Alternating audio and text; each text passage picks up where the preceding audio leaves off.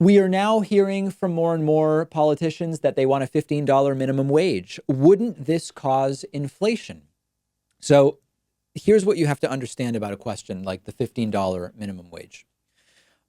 Every policy that is put in place has items on both sides of the ledger. We've said, wouldn't Medicare for all kill jobs? Yes, it would kill some jobs. It would create others.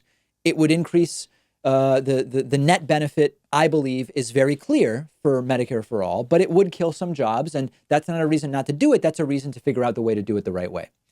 If you talk about increasing the minimum wage increases to some degree can accelerate price inflation. The problem is that that is a talking point being used by the right to just oppose even common sense increases to the minimum wage. The minimum wage has fallen way behind inflation. It has fallen way behind productivity. There is no index that justifies as low a minimum wage as that which we have now.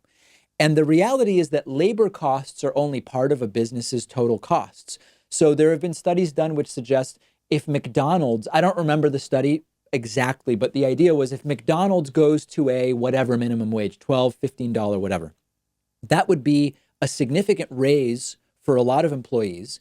But you could match that by increasing the cost of a Big Mac by 10 cents because averaged into all of that are fixed costs, rent, food costs, transportation, executive salaries, connectivity and IT systems, all of this different stuff. So yes, when you increase a minimum wage, there can be an inflationary effect, but that doesn't mean we should be scared. If you are increasing the buying power of so many employees, demand side stimulus, making them better able to afford their lives, they have disposable income to go and spend in their communities, which has an economic multiplier effect. The small inflationary effect on the price of, for example, food at McDonald's in order to give everybody a meaningful raise is a very valid and palatable trade to be made. So when we get these black and white questions, isn't a $15 minimum wage bad because it'll cause inflation? The question needs to be, how much inflation will it cost? And how does that relate to the overarching cost of living in these areas? And that's where I've read increasingly very good economic analyses which say $15 minimum wage is probably too low in some high cost of living places, but it may be too high in some other places. In low cost of living parts of the country, with a much lower current minimum wage, going to 15 could double the minimum wage. That may be out of line with what the local economy needs or what the local economic parameters dictate. That's not me being against a $15 minimum wage. In some places, it should be 22 when you look at cost of living.